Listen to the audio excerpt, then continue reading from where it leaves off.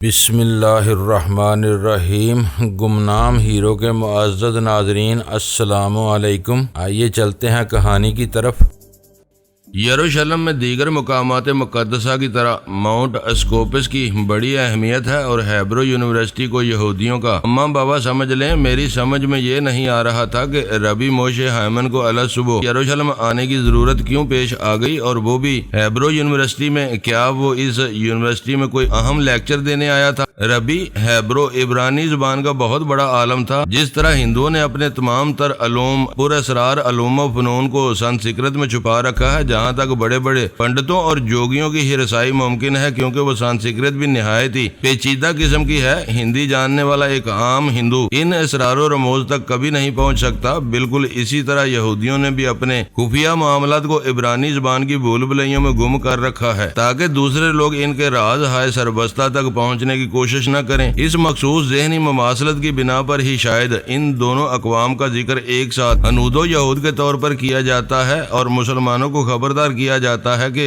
ہنود و یہود کبھی ان کے دوست نہیں ہو سکتے۔ کاش یہ بات مسلمانوں کی سمجھ میں آ جائے۔ سب سے پہلے سلوان اور معتمد خاص وین سے باہر آئے، پھر انہوں نے وین کے عقبی حصے میں سے وہیل چیئر کو باہر نکال کر اسے سیٹ کیا۔ میں یہ سمجھ رہا تھا کہ وہ ربی کو سہارا دے کر اس وہیل چیئر پر بٹھائیں گے، لیکن ربی نے انہیں یہ زحمت نہیں دی، بلکہ اپنی مدد آپ کے تحت وہ وین سے نکلا اور بڑی آہستگی کے ساتھ وہیل چیئر پر بیٹھ گیا۔ ربی کی تازہ ترین حرکت کو دیکھ کر میں یہی اندازہ قائم کر سکا کہ وہ محض زیادہ چلنے سے آ رہی ہے، مگر اس آریت کا سبب میری سمجھ سے باہر تھا، کیونکہ میں اسے نوجوانوں کی طرح بڑے تمطراق سے چلتے ہوئے دیکھ چکا تھا۔ یہ اچانک پتہ نہیں کون سا انقلاب برپا ہو گیا تھا۔ وہ وین یونیورسٹی کے اندر عمارت کے ساتھ آ کر رکی تھی۔ جب ربی وہیل چیئر پر بیٹھ چکا تو میں بے خیالی میں اپنے دل میں یہ دعا کر رہا تھا کہ سلوان یا معتمد خاص میں سے کوئی ایک اس کے ساتھ اندر ضرور جائے، تاکہ میں ربی کے ماحول میں موجود رہ کر اس کے مقاصد کو سمجھ سکوں۔ میری یہ لاشعوری دعا فوراً قبول ہو گئی۔ سلوان تو وین کے اندر پہنچ کر ڈرائیونگ سیٹ پر جا بیٹھا اور معتمد خاص وہیل چیئر کو دھکیلتے ہوئے عمارت کے اندرونی حصے میں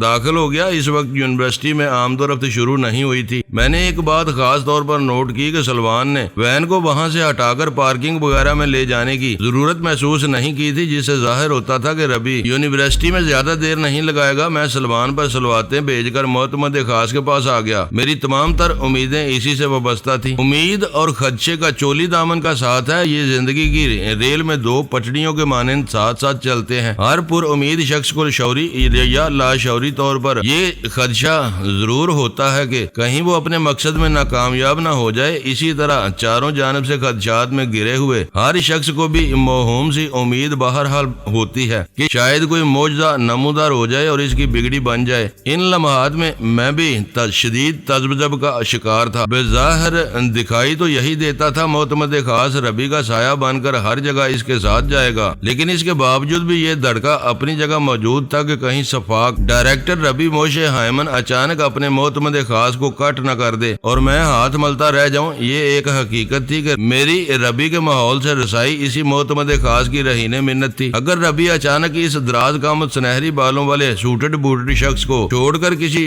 دروازے کے پیچھے اوجھل ہو جاتا تو میں بے بسی کے ہاتھوں اپنا منہ پیٹنے کے سوا اور کچھ نہیں کر سکتا تھا۔ لیکن خیریت گزری اور میرے تمام تر اندیشے خدشات باطل ہو گئے۔ میں نے اگر اس شخص کا نام معتمد خاص رکھا تھا تو یہ نام اس کی شخصیت اور کردار پر بڑا موزوں بیٹھتا تھا۔ وہ ربی کے ساتھ کسی سائے کا ہی رول ادا کر رہا تھا۔ وہ ربی والی وہیل چیئر کو بآہستگی لاتے ہوئے مختلف راہداریوں سے گزرا اور بالآخر ایک منقش چوبی دروازے کے سامنے اس سفر کا اختتام ہوا۔ معتمد خاص جب ربی کے ساتھ بنفس نفیس ایک کمرے میں داخل ہوا تو میرے سینے سے ایک تسلی بخش اور اطمینان بری سانس خارج ہوئی۔ کمرے میں ان کے دخول کے بعد وہ بھاری بھرکم دروازہ کسی خود کار نظام کے تحت بند ہو گیا۔ وہ کمرہ درمیانے سائز کے میٹنگ روم سے مشابہ تھا، لیکن اس میں لیکچر روم کی جھلک بھی بہت نمایاں تھی۔ اس کمرے میں ایک ترتیب سے 4 کرسیاں میز لگی ہوئی تھیں۔ یہ مخصوص قسم کی سیٹیں تھیں۔ ان نشستوں سے آگے سامنے والی ایک دیوار کے قریب چبوترا نما چھوٹا سا اسٹیج بنا ہوا تھا۔ اس چبوترے پر بھی ایک کرسی اور میز دکھائی دے رہے تھے،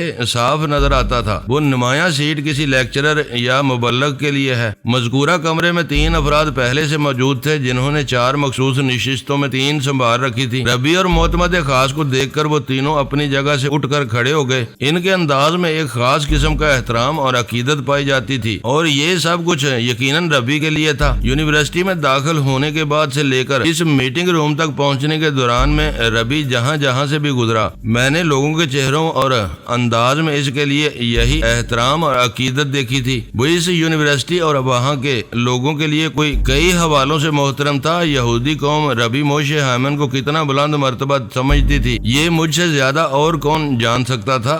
ربی وہیل چیئر میں سے نکلا اور چبوترے کی سیڑھی چڑھ کے اس نمایاں کرسی پر جا بیٹھا جس کا میں نے ذکر کیا ہے۔ اس کے براجمان ہونے کے بعد معتمد خاص اس سیٹ پر آ گیا جو 4 کی ترتیب میں خالی تھی۔ اس دوران میں وہ تینوں افراد بیٹھ چکے تھے۔ ان تینوں نے اپنے سامنے رکھی میزوں پر لیپ ٹاپ کھول رکھے تھے۔ معتمد خاص نے اپنا لیپ ٹاپ کھول لیا، پھر وہ سب سوالیہ نظروں سے ربی موشے ہائمن کی طرف دیکھنے لگے۔ یوں محسوس ہو رہا تھا وہ ربی کے بولنے کا انتظار کر رہے ہیں۔ میں معتمد خاص کے توسط سے اس ماحول میں موجود رہا۔ تھوڑی دیر کے بعد ربی نے بولنا شروع کیا۔ ان لمحات میں مجھے اپنی محرومی کا کچھ زیادہ ہی شدت سے احساس ہوا۔ کاش باطنی آنکھ کی طرح میرا باطنی کان بھی بیدار ہو چکا ہوتا تو میں 3rd آئی اور 3rd ایئر کا بیاک وقت استعمال کر کے اس خفیہ میٹنگ کا ایک ایک لفظ سن سکتا، لیکن یہ کاش محض کاش ہی رہا۔ میں ربی موشے ہائمن کو صرف بولتے ہوئے دیکھنے تک محدود رہا۔ اپنی محرومی کا فی الحال میرے پاس کوئی علاج نہیں تھا۔ اچانک میرے ذہن میں ایک اچھوتا خیال آیا اور میں معتمد خاص کی جانب متوجہ ہو گیا۔ اس سمیت وہ تینوں افراد ربی کا لیکچر سننے کے ساتھ ساتھ اپنے لیپ ٹاپ پر بھی مصروف تھے۔ یوں محسوس ہوتا تھا جیسے اس کے لیکچرز میں سے اہم نکات کو اپنے لیپ ٹاپ میں محفوظ کرتے جا رہے ہوں۔ مذکورہ تینوں افراد کے لیپ ٹاپ کا ڈسپلے مجھے نظر نہیں آ رہا تھا، البتہ معتمد خاص کے لیپ ٹاپ تک مجھے تصوراتی رسائی حاصل تھی، لہذا میں نے اس کے لیپ ٹاپ کے ڈسپلے پر نگاہ جما دی۔ یہودیوں کی متعصبانہ مکاری کو دیکھ کر میں اش کر اٹھا۔ معتمد خاص کے لیپ ٹاپ کے اسکرین پر ابھرنے والی تحریر خالص ہیبرو زبان میں تھی، اور وہ بھی انتہائی پیچیدہ۔ اس اہم نکاتی تحریر کا ایک لفظ بھی میرے پلے نہ پڑ سکا۔ ایک مرتبہ پھر مجھے مایوسی ہوئی۔ میں اس وقت ایک انتہائی سنسنی خیز میٹنگ میں موجود تھا، لیکن نہیں جانتا تھا وہاں کیا ہو رہا ہے۔ دل میں افسوس کرتے ہوئے میں وہاں موجود رہا اور کسی موقع کی تلاش میں رہا، اس یقین کے ساتھ کہ قدرت کسی کی محنت کو ضائع یا بیکار نہیں جانے دیتی۔ 15 منٹ تک ربی کا لیکچر جاری رہا، پھر سوال و جواب کا سلسلہ شروع ہوا۔ میں نے ان لوگوں کے ہاتھوں کی حرکات و سکنات سے اس سوالیاتی سیشن کا اندازہ قائم کیا۔ یہ سوال و جواب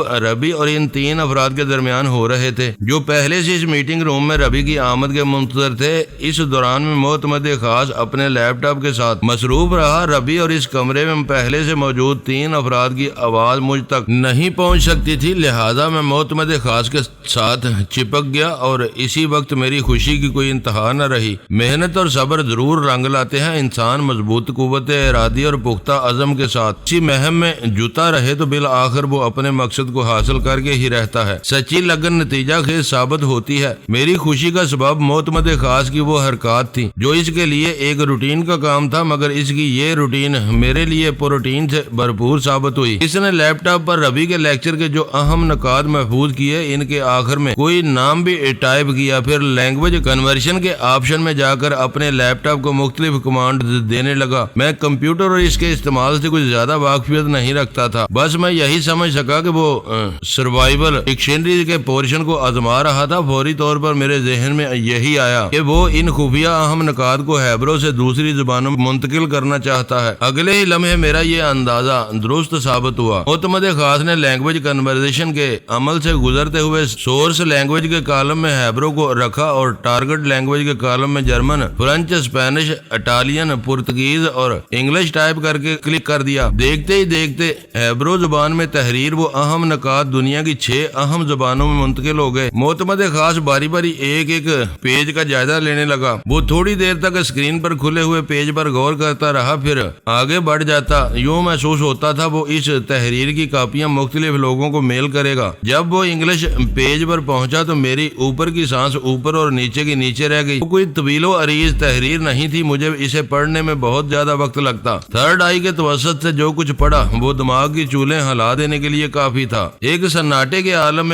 میں اس خطرناک اہم نکاتی تحریر کا ایک ایک لفظ اپنی یادداشت کے تلخ ترش خانے میں محفوظ کرتا چلا گیا۔ ربی موشے ہائمن نے اس خفیہ میٹنگ میں فرمایا تھا، اسرائیل کو اب تک 22% مسلمان ریاستیں تسلیم کر چکی ہیں۔ یہ تعداد میں کل 12 ملک بنتے ہیں۔ اگرچہ یہ ہماری ایک بڑی کامیابی ہے، لیکن ہمیں اسی پر خوش ہو کر نہیں بیٹھ جانا۔ مسلمان ممالک میں ہمارا سب سے بڑا ٹارگٹ پاکستان ہے۔ اگر ہم نے اسلام کے قلعے کو فتح کر لیا تو سمجھ لو ساری دنیا کو اپنے سامنے جھکانے میں کامیاب ہو گئے۔ ہم نے اب تک اس ملک کو زیر دام لانے کے لیے کئی حربے آزمائے ہیں، لیکن افسوس کے ساتھ کہنا پڑتا ہے ہمارے ان آزمودہ کار حربوں کو وہاں کامیاب نہیں ہونے دیا گیا، اور اس کی سب سے بڑی وجہ وہاں کی عوام ہے۔ پاکستانی عوام یہ بحیثیت مجموعی اسرائیل اور یہودی قوم سے نفرت کرتی ہے، لیکن آپ لوگ فکر نہ کریں، یہ کام مشکل ضرور ہے مگر ناممکن نہیں۔ ہم نے وہاں کی عوامی رائے اور لوگوں کے ذہنوں کو بدلنے کے لیے ایک نہایت ہی زود اثر پلان تیار کیا ہے، اور ہمیں یقین ہے بہت جلد اس ملک میں اسرائیل پاکستان دوستی اور یہودی مسلم بھائی بھائی کے نعرے گونجنے لگیں گے۔ بس ہمیں اس موقع کی تلاش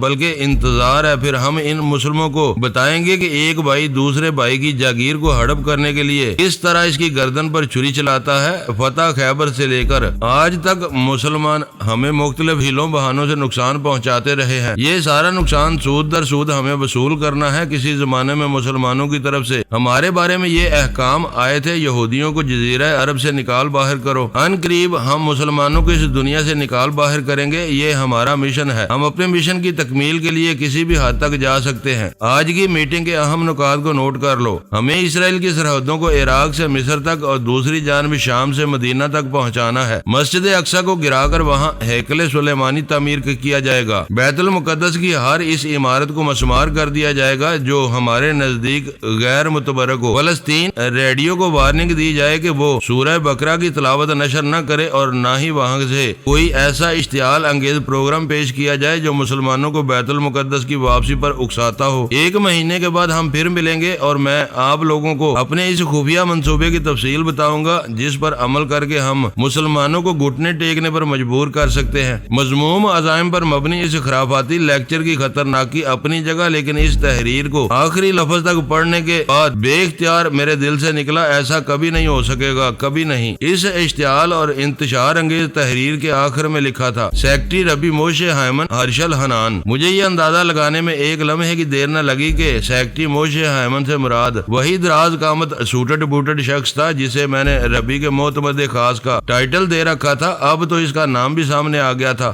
ہرشل حنان کے لیے معتمد خاص کا ٹائٹل کسی بھی لحاظ سے غیر موضوع یا مس فٹ نہیں تھا۔ میٹنگ کے اختتام پر وہ تینوں افراد ایک مرتبہ پھر ربی کے احترام میں باادب با ملاحظہ اٹھ کر کھڑے ہو گئے۔ وہ تینوں ربی کے سیٹ اپ میں نہایت ہی اہم افراد معلوم ہوتے تھے۔ پتہ نہیں وہ 1 ماہ بعد آئندہ میٹنگ میں ان کے سامنے مسلمانوں کے خلاف کون سا منصوبہ کھولنا چاہتا تھا۔ اس خیال نے میرے ذہن میں کھلبلی سی مچا دی، لیکن ظاہر ہے میں فی الحال کچھ نہیں کر سکتا تھا۔ ان یہودی اکابرین کی طرح مجھے بھی 1 مہینے تک انتظار کرنا تھا۔ ویسے اسی لمحے میں نے اپنے دل میں تہیہ کر لیا تھا کہ 1 ماہ بعد ہیبرو یونیورسٹی آف یروشلم میں ہونے والی اس خفیہ میٹنگ میں ضرور شریک ہوں گا۔ یہ بات پایا ثبوت کو پہنچ گئی تھی کہ ربی جہاں بھی جائے گا ہرشل اس کی دم بن کر وہاں پہنچ جائے گا، اور یہی سنہری بالوں والا ہرشل مجھے ربی کے قریب رکھ سکتا تھا۔ اگر ایک مرتبہ میں ربی کے خطرناک منصوبے سے آگاہ ہو جاتا تو پھر میں اپنا تن من دن داؤ پر لگا کر اسے کبھی بھی اس کے ناپاک عزائم میں کامیاب نہ ہونے دیتا۔ ایسا سوچتے ہوئے میرے رگوں پہ میں ایک بلبلہ انگیز سنسنی سی دوڑ گئی۔ مجھے یوں محسوس ہوا زندگی کا اصل مقصد اب کھل کر میرے سامنے آیا ہو۔ اپنے ملک کی سلامتی اور عالم اسلام کی بھلائی کے لیے میں اپنے خون کا ایک ایک قطرہ بھی قربان کر سکتا تھا۔ اس تعمیری اور حب الوطنی کی سوچ نے میری روح کو سرشار کر دیا۔ ربی موشے ہائمن اپنی سیکٹری ہرشل حنان کے ساتھ یونیورسٹی سے نکلا تو صبح کے 8 بجنے والے تھے۔ یہ خفیہ میٹنگ انہوں نے طلباء و طالبات کی آمد سے قبل ہی نپٹا ڈالی تھی۔ بند وین کی ڈرائیونگ سیٹ پر سلمان قابض تھا۔ جب وہ لوگ زو دمشق گیٹ، مسلم کوارٹر، سلطان پول، یروشلم ریلوے اسٹیشن اور اسرائیلی میوزیم تک آئے تو مجھے اندازہ ہو گیا انہوں نے واپسی کی راہ لی تھی۔ اس حساب سے وہ لوگ 8:30 پونے 9 بجے تک تل ابید ہوتے، لیکن اگلے ہی لمحے انہوں نے میرے اندازے کی ایسی کم تیسی کر دی۔ اسرائیل میوزیم سے سلمان نے وین کو جنوب میں موڑ لیا۔ یہ ایک نیا روٹ تھا۔ وہ لوگ شمال مغرب کی جانب بڑھنے کی کے بجائے جنوبی سمت گھوم گئے تھے، اس کا مطلب تھا ابھی میری تیسری آنکھ کو اور بھی بہت کچھ دیکھنا تھا۔ وہ لوگ بیت الصفافہ اور شرافت گیلو کے درمیان سے گزر کر ٹومب آف راکیل پہنچ گئے۔ پرانے شہر میں ویسٹرن وال دیوار گریا کو پیچھے چھوڑتے ہوئے وہ وین بیت الحم میں داخل ہو گئی۔ بیت الحم یروشلم کا ایک اہم مقام ہے جہاں چرچ آف نیٹیویٹی کی بڑی قدر و قیمت ہے۔ چرچ آف دی نیٹیویٹی حضرت عیسیٰ علیہ السلام کا برتھ پیلس مانا جاتا ہے۔ میری سمجھ میں نہیں آ رہا تھا کہ ربی یہ کن دندوں میں مصروف ہے، اور یہی جاننے کے لیے میں اس کے ماحول کے ساتھ چپکا رہا۔ میرے دیکھتے ہی دیکھتے بند وین بیت الحم کو عقب میں چھوڑ کر ایک مرتبہ پھر جنوب مشرق کی سمت تیزی سے بڑھنے لگی۔ وہ لوگ یروشلم کیا اسرائیل کی جنوبی مشرقی سرحد کی طرف جا رہے تھے۔ اس جانب تھوڑا آگے جا کر شیخ حسین بارڈر آ جاتا تھا۔ یہ بارڈر اردن اور اسرائیل کے درمیان ایک چوڑی سرحدی پٹی کے مانند موجود ہے۔ وہ جس جانب بڑھ رہے تھے اس رخ پر بحر مردار ڈیڈ سی واقع تھا۔ مردار سمندر اردن اور اسرائیل کی سرحد پر اس طرح واقع ہے کہ آدھا اردن میں اور آدھا اسرائیل میں شمار ہوتا ہے۔ بحر مردار میں نمکیات کا تناسب اتنا زیادہ ہے کہ اس میں ڈوبنے کا سوال ہی پیدا نہیں ہوتا۔ اگر کوئی شخص ڈیڈ سی میں کود کر خودکشی کرنا چاہے تو اسے اس مقصد میں ہرگز کامیابی حاصل نہیں ہو سکتی۔ بحر مردار سطح سمندر سے 1312 فٹ نیچے دنیا کا پست ترین مقام ہے۔ یہ کیسا حسین یا سنگین اتفاق تھا کہ میں اپنی تیسری باطنی آنکھ سے بحر مردار کو دیکھنے جا رہا تھا، جبکہ ظاہرہ دونوں آنکھوں سے چند روز قبل میں نے شگیٹی کو دیکھا تھا۔ شگیٹی تبت میں واقع ہے اور سطح سمندر سے 15,748 فٹ بلند ہے۔ شگیٹی کو دنیا کا بلند ترین مقام ہونے کا اعزاز حاصل ہے جہاں انسانی زندگی کا وجود پایا جاتا ہو۔ پتہ نہیں میری یہ تین آنکھیں کیسی بلندی کیسی پستی کا کھیل کھیل رہی تھی۔ ربی کی بند وین ڈیڈ سی کے قریب پہنچ کر رک گئی۔ میں یہ سمجھنے سے قاصر تھا وہ یہاں کس مقصد سے آئے ہوں گے۔ سیر و تفریح کا کوئی جواز نظر نہیں آتا تھا۔ ان سنک ایبل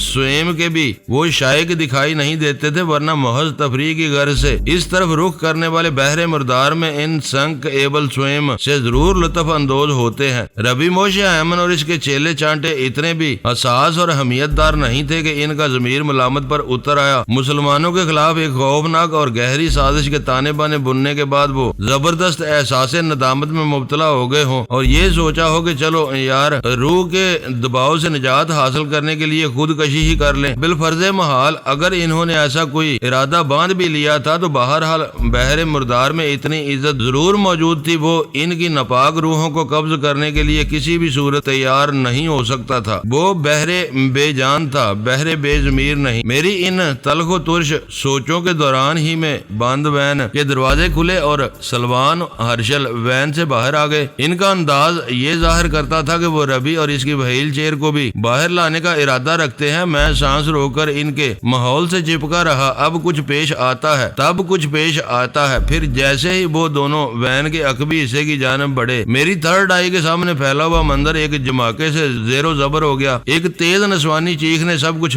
درم برم کر دیا۔ میں نے ہڑبڑا کر آنکھیں کھول دی۔ میں نے خود کو ہوٹل ٹاپ کے ٹوین شیئر روم نمبر 508 میں اپنے بستر پر پایا۔ بے ساختہ میری نگاہ دوسرے بیڈ کی طرف اٹھ گئی۔ تھوڑی دیر پہلے اس بیڈ پر صوفیہ گہری نیند سو رہی تھی، مگر اب وہ بیڈ خالی نظر آ رہا تھا۔ میں نے نظر گھما کر کمرے میں جہاں تک ممکن تھا دیکھا، لیکن وہ مجھے کہیں بھی دکھائی نہ دی۔ میں صوفیہ کے حوالے سے گہری تشویش میں مبتلا ہو گیا۔ میں جس دل خراش نسوانی چیخ کے سبب تصوراتی ماحول سے حقیقی ماحول میں پلٹا تھا، اس کا مخرج کہیں نظر نہیں آ رہا تھا۔ مجھے 101% یقین تھا وہ اذیت ناک چیخ صوفیہ کے سوا کسی اور کی نہیں ہو سکتی تھی۔ تو کیا صوفیہ کو کوئی حادثہ پیش آ گیا تھا؟ اس ہولناک سوال نے مجھے آنے باہر میں بستر چھوڑنے پر مجبور کر دیا۔ میں دھڑکتے ہوئے دل کے ساتھ اٹھا اور اضطراری انداز میں بے ساختہ اسے پکارا، صوفیہ۔ میرے یہ پکار صدا بے صحرا ثابت ہوئی۔ اسی لمحے میرا دھیان واش روم کے بند دروازے کی طرف چلا گیا۔ دروازے کو بند دیکھ کر مجھے اپنی بخلاہٹ پر غصہ آیا۔ میں افراتفری میں یہ بھول گیا تھا کہ وہ واش روم میں بھی ہو سکتی تھی۔ میں ایک لمحے کو مطمئن ہوا، مگر اگلے ہی لمحے اس سوچ نے سارے اطمینان کو کافور کر دیا کہ اگر صوفیہ واش روم میں تھی تو پھر وہ جگر پاش نسوانی چیخ کیا معنی رکھتی تھی۔ صوفیہ صوفیہ میں دیوانہ وار اسے پکارتے ہوئے واش روم کے دروازے کی سمت بڑھا۔ میں واش روم کے دروازے کے سامنے پہنچ گیا، لیکن اندر سے کوئی جواب موصول ہوا اور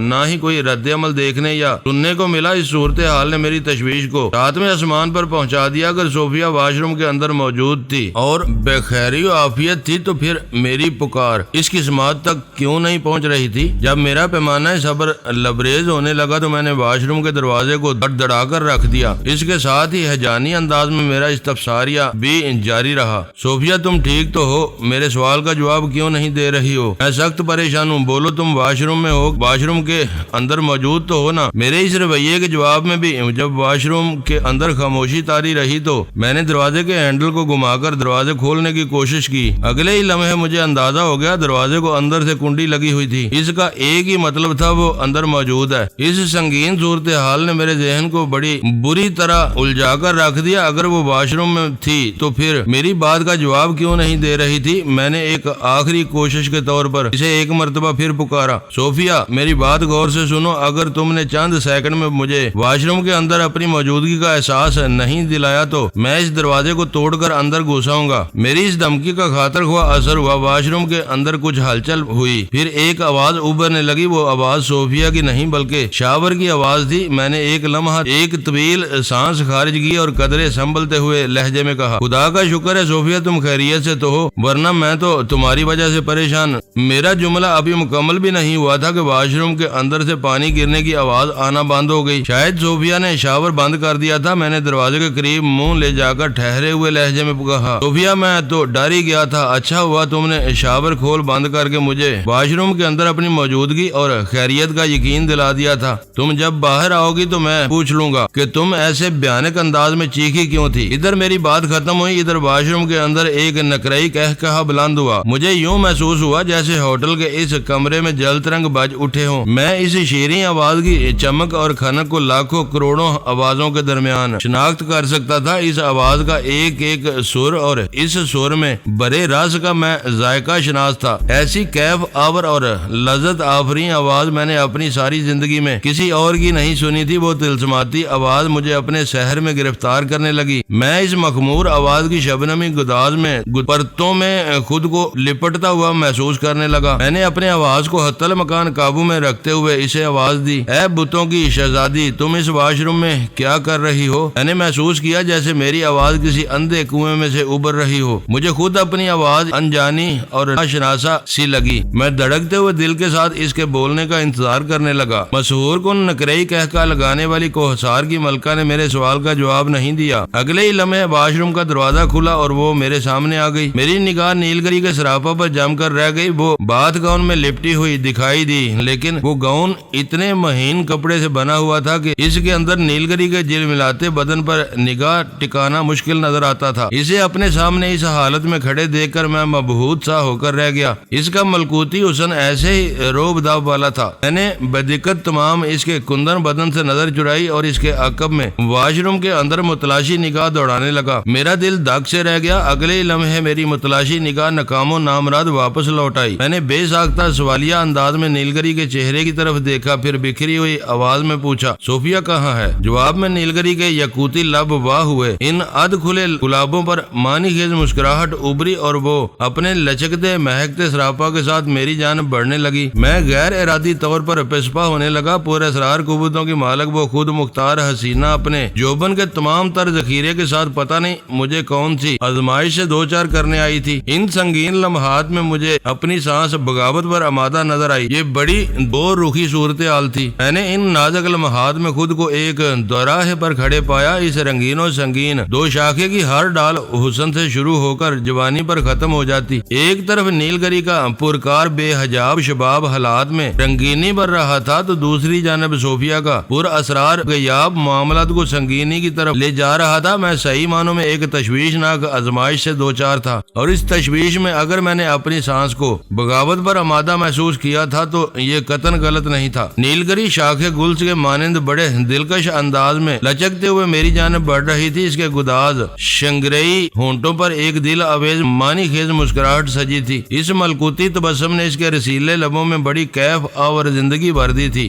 نیلگری بے پناہ پر اسرار قوتوں کی مالک تھی۔ اگر نہیں بھی ہوتی تو تو اس سے کوئی فرق نہیں پڑنے والا تھا۔ اس کا حسن جادواں کسی تلسم کدے سے کم نہیں تھا۔ وہ اپنے سراپا کا جادو جگاتی تھی اور انگ انگ سحر پھونک کر سامنے والے کو پتھر میں بدل دیتی تھی۔ اس کی پیش قدمی کے جواب میں پسپا ہو رہا تھا، لیکن یہ کوئی اس مسئلے کا حل نہیں تھا۔ ایک فوری فیصلے کے تحت میں نے پسپائی روک دی اور مضبوطی سے قدموں پر جم کر قدرے سخت لہجے میں اپنا سوال دہرایا، صوفیہ کہاں ہے؟ اس کی پیش قدمی کو بھی بریک لگ گئے۔ وہ سوچتی ہوئی نظر سے میری آنکھوں میں دیکھنے لگی۔ اس کے تیور بڑے خطرناک تھے۔ اس کے انداز میں کوئی ایسی بات ضرور تھی جسے میں سرے دست سمجھنے سے قاصر تھا، اور یہی ناسمجھی میرے لیے میرے رونگٹے کھڑے کر رہی تھی۔ اس کے گلاب لب واہ ہوئے تو ہوٹل کا کمرہ مسحور کن خوشبو سے مہک اٹھا۔ وہ گل رو کا گنچا اترواں کی مثال تھی۔ میں نظر نہیں آ رہی ہوں جو تم صوفیہ کو پوچھ رہے ہو؟ تم اپنی جگہ ہو، میں نے الفاظ پر زور دیتے ہوئے کہا، لیکن مجھے بتاؤ تم نے صوفیہ کے ساتھ کیا کیا ہے؟ وہ مجھے کہیں دکھائی کیوں نہیں دے رہی؟ میں نے اس کی وحشتناک چیخ سنی تھی۔ جواب دینے کی بجائے وہ بڑے دلربا انداز میں مسکرائی۔ وہ مسکرانے کی نیت کرتی تھی تو اس کے چہرے کا ایک ایک خط مسکرا اٹھتا تھا۔ بدن کے خطوط بھی اس پیروی میں کوئی کسر باقی نہیں چھوڑتے تھے۔ میں یہی سمجھا کہ وہ مسکرانے کے بعد لب کشا ہوگی، لیکن اس نے اپنے عمل سے ثابت کیا کہ وہ اتنی آسانی سے سمجھ میں آنے والی نہیں ہے۔ وہ اسی دل خوش کن انداز میں چلتے ہوئے چیئر کے پاس پہنچی، پھر اس چیئر پر بڑی شان سے براجمان ہو گئی۔ اس شان سے بے نیازی اور بے احتیاطی جھلکتی تھی۔ اس نے بڑے واشگاف انداز میں ٹانگ پر ٹانگ چڑھائی تھی۔ مجبوراً مجھے اس کی طرف گھومنا پڑا۔ میں سوالیہ نظر سے اس کے بولنے کا انتظار کرنے لگا۔ وہ چند لمحات تک میری کیفیت کا جائزہ لیتی رہی، پھر بڑی ملائمت سے بولی، وجدان تم کھڑے ہو، یہ مجھے اچھا نہیں لگ رہا۔ اگر کھڑے کھڑے ہی بات کرنے کا موڈ ہے تو میں بھی کھڑی ہو جاتی ہوں، نہیں تو تم بھی بیٹھ جاؤ۔ اس کی بات معقولیت سے بھرپور تھی، لہذا میں اس کے سامنے دوسری کرسی پر بیٹھ گیا۔ ان لمحات میں میری نگاہ نیل گری کے دشمن دینوں ایما سراپا پر ٹھہری ہوئی تھی، لیکن ذہن میں صوفیہ کی تشویش نے خیمے ڈال رکھے تھے۔ میں نے واش روم کے اندر ایک کربناک چیخ سنی تھی۔ اغلب امکان یہی تھا کہ وہ دل خراش چیخ صوفیہ کے حلق سے خارج ہوئی ہوگی، مگر جب نیل گری واش روم سے برآمد ہوئی تو صوفیہ اندر کہیں مجھے نظر نہیں آئی تھی۔ مجھے 100% یقین تھا صوفیہ کے ساتھ جو بھی واقعہ پیش آیا ہے اس میں نیل گری کے سوا کسی اور کا ہاتھ نہیں ہو سکتا۔ میں نے اس غارت گر ہوش کی آنکھوں میں جھانکا اور دھڑکتے ہوئے دل کے ساتھ استفسار کیا، نیل گری تم سے اس وقت تک کوئی بات نہیں ہو سکتی جب تک تم صوفیہ کے حوالے سے مجھے اطمینان نہیں دلا دیتی۔ میں تمہیں اطمینان، تسکین اور آسودگی فراہم کرنے کے لیے ہی تو یہاں پہنچی ہوں۔ اس نے مخصوص نشست میں ٹانگوں کو پوزیشن کو عدل بدل کرتے ہوئے کہا، وجدان اس وقت میں تمہارے سامنے ہوں، میں تم سے ایک بہت ہی ضروری میٹنگ کرنے آئی ہوں، تم صرف مجھے اٹینڈ کرو۔ صوفیہ کو تم فی الحال بھول جاؤ، اس پر بعد میں بھی بات ہو سکتی ہے۔ نہیں، مجھ پر بھی جیسے ضد سوار ہو گئی تھی۔ شدت سے نفی میں سر ہلاتے ہوئے میں نے کہا، جب تک مجھے صوفیہ کی خیریت سے آگاہ نہیں کرو گی دنیا کے کسی موضوع پر بھی تم سے بات نہیں ہو سکتی۔ وجدان میں تم سے ایک نہایت ہی اہم معاملہ ڈسکس کرنے آئی ہوں، چاہے کچھ بھی ہو۔ میں ثابت قدمی سے اپنے موقف پر جمع رہا۔ اس معاملے کا تعلق تمہارے مستقبل سے ہے۔ وہ گہری نظر سے میرے چہرے کا جائزہ لیتے ہوئے بولی، تمہاری منزل ساحل سے ہے۔ اس نے ڈرامائی انداز میں اضافہ کیا۔ میں نے مضبوط لہجے میں کہا، نیل گری میں اپنی منزل کے بہت قریب پہنچ چکا ہوں۔ دنیا کی کوئی طاقت اب مجھے ساحل کو حاصل کرنے سے نہیں روک سکتی۔ خود مجھے اپنی آواز بدلی بدلی محسوس ہوئی۔ ان لمحات میں میرا عزم بلندی اور پختگی میں ماؤنٹ ایورسٹ کو شرما رہا تھا۔ وہ ایک گہری سانس خارج کرتے ہوئے بولی، یہ بات میں بھی جانتی ہوں کہ تم اس بار اپنے مقصد میں ضرور کامیاب ہوگے۔ میں اسی سلسلے میں تم سے چند اہم باتیں کرنے آئی ہوں، ہو سکتا ہے یہ ہماری آخری ملاقات ہو۔ نیل گری نے آخری جملہ اتنی دل شکستگی سے ادا کیا کہ میں تڑپ کر رہ گیا۔ وہ کسی حوالے سے بہت ہی آزردہ اور متفکر تھی۔ پہلے وہ جب بھی پریشان ہوتی تو میں فوراً پیشتر اس کی خاطر سار داڑ کی بازی لگانے کے لیے تیار ہو جاتا تھا، لیکن پتہ نہیں کیوں ان لمحات میں میرے اندر کوئی فریری نہیں چکرائی، دل میں کوئی آرزو نہیں جاگی اور تن بدن میں کوئی مہماتی بگولا نہیں اٹھا۔ شاید اس کی یہ وجہ ہو کہ ان دنوں میں نے ساحل کے حصول کا اپنا اوڑھنا بچھونا بنا رکھا تھا۔ میں پل پل اسی کے بارے میں سوچتا تھا اور میں نے اس مشن کو کچھ اس انداز میں خود پر طاری کر رکھا تھا کہ اور کسی کام کے لیے کوئی امنگ نہیں ابھرتی تھی۔ ہاں، یہی وجہ تھی نیل گری مجھے کامیابی کی بشارت دے رہی تھی اور اس کے ساتھ ہی آخری ملاقات کا خدشہ بھی ظاہر کر رہی تھی، لیکن میں اس پر بھی چونکا اور نہ ہی مضطرب ہوا، کیونکہ مجھے اس سے بھی زیادہ پختہ یقین تھا کہ میری امنگوں، خواہشوں، امیدوں اور چاہتوں کا سفینہ ساحل سے لگنے ہی والا ہے۔ نیل گری آج مجھ سے پہلی مرتبہ ملنے آئی تھی یا آخری بار؟ اس سے بھی کوئی فرق نہیں پڑتا تھا۔ ساحل سے ملنے کے بعد مجھے اور کسی کی حاجت نہیں تھی۔ نیلگری، میں نے حریری لبادے میں سے جھلکتے اس کے جسمانی خطوط سے نگاہ چرا کر براہ راست اس کی آنکھوں میں جھانکا اور مستحکم لہجے میں کہا، تمہیں ہر صورت میں پہلے میری بات کا جواب دینا ہوگا، ضروری اور غیر ضروری باتیں اس کے بعد بس۔ میرا اٹال انداز دیکھنے کے بعد وہ کسمسائی۔ ٹرانسپیرنٹ ٹاول میں لپٹا سمٹا اس کا انمول سنگ مرمر بدن جز بز ہو کر رہ گیا۔ اس قیامت بدن کی ایک ایک جنبش سانس روک کر دیکھنے کا تقاضا کرتی تھی، مگر میں نے بڑی محنت سے اپنے حواس پر قابو رکھا اور اس حشر خیز نظارے کو نظر انداز کر کے میں بدستور اس کی آنکھوں میں دیکھتا رہا۔ وہ ایک بوجھل سانس خارج کرتے ہوئے بولی، وجدان تم بہت ضدی ہو، تم نے اپنی اس ضد سے قدم قدم پر مجھے شکست دی ہے۔ تمہارا گریز ہر بار مجھے تمہاری طرف کھینچ لاتا ہے، حالانکہ کراچی میں آخری ملاقات کے دوران میں نے تمہیں ایک طرح کا چیلنج دیا تھا کہ اب میں کبھی تمہارے پاس نہیں آؤں گی بلکہ تمہیں اپنے پاس ہمالیہ کی گود میں آنے پر مجبور کر دوں گی، لیکن میں ہار گئی۔ تمہاری ضد سرشست کے آگے ہار گئی۔ وجدان، اس کی آواز برا گئی، لیکن شاید تمہیں یہ بات معلوم نہ ہو کہ عورت کی جیت ہار میں ہی چھپی ہوتی ہے۔ مجھے یقین ہے میں تمہاری ضد سے ہار کر اپنی محبت میں جیت گئی ہوں۔ پتہ نہیں نیلگری مجھے محبت کا کون سا فلسفہ پڑھانے آئی تھی۔ میں نے ماضی میں بارہا محسوس کیا تھا کہ وہ مجھے حاصل کرنا چاہتی تھی۔ اس حصول کے لیے اس نے مختلف حربے آزمائے تھے، بلکہ ایک موقع پر تو وہ ساحل کی دشمن بھی بن گئی تھی، لیکن میں نے کبھی اسے حصول کی منزل تک نہیں پہنچنے دیا۔ ہمارے تعلق کا آغاز بڑے حیرت انگیز اور پراسرار انداز میں ہوا تھا۔ میں نے گوتم بدھ کے عمل سے اسے محفوظ کر کے اس پر اتنا بڑا احسان کیا تھا کہ وہ عمر بھر میری کنیز بن کر رہنا چاہتی تھی۔ وقت گزرنے کے ساتھ ساتھ اس چاہت کے انداز و اطوار اور زاویے بدلتے رہے اور بالآخر ایک روز وہ مجھ سے مایوس بلکہ خفا ہو کر غائب ہو گئی تھی، اس دعوے کے ساتھ کہ مجھے اپنے پاس آنے پر مجبور کر دے گی۔ اس کی یہ دعوی نما پیش گوئی ایک حد تک پوری ہوئی تھی کہ میں جہاں نوردی کرتے ہوئے نیپال تک پہنچ گیا تھا، لیکن نیلگری کا نشیمن تو اس سے بھی آگے ہمالیہ کی گود میں تھا۔ ادھر کا رخ کرنے کے بجائے میری مسافرت کا زاویہ بدل گیا اور میں ملکوں ہوتے ہوئے اب اسرائیل کے شہر تل ابیب میں تھا، اور نیلگری میرے پاس آ کر ماضی کے قصوں کو کھول بیٹھی تھی، لیکن میرے پاس اس موضوع پر گفتگو کرنے کے لیے کوئی وقت تھا اور نہ مجھے اس سے کوئی دلچسپی تھی۔ لیکن ایک لمحے میں یہ ساری باتیں سوچنے کے بعد میں نے صاف صاف الفاظ میں اس سے کہہ دیا، نیلگری، میرا خیال ہے تم اپنا اور میرا وقت ضائع کر رہی ہو۔ گزرے ہوئے لمحات کو دہرانے کا کوئی فائدہ نہیں۔ تمہاری ہار اور جیت کی کہانی میں صرف ایک ہی شرط پر سن سکتا ہوں اور میری شرط وہی۔ ٹھیک ہے، میں تمہاری شرط پوری کیے دیتی ہوں۔ قطع کلامی کرتے ہوئے وہ شکست خوردہ انداز میں بولی، پھر ہوش ربا حرکات سے پہلو بدل کر کہنے لگی، وجدان، میں تمہیں یقین دلاتی ہوں تمہاری ساتھی صوفیہ بالکل خیریت سے ہے، اور اگر ہمارے درمیان کوئی معاملہ طے نہ ہو سکا تو میں اسے تمہارے حوالے کر دوں گی۔ اس کا مطلب ہے صوفیہ اس وقت تمہارے قبضے میں ہے۔